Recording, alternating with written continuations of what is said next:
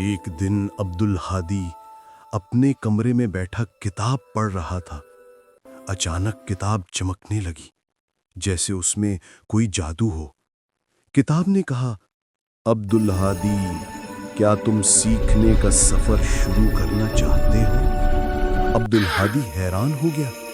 बोलती किताब, वाह! अगले लम्हे किताब उड़ने लगी और अब्दुल हादी उसके साथ आसमान की तरफ उड़ गया। नीचे शहर छोटा सा लग रहा था। किताब ने कहा, इल्म इंसान को उड़ना सिखाता है।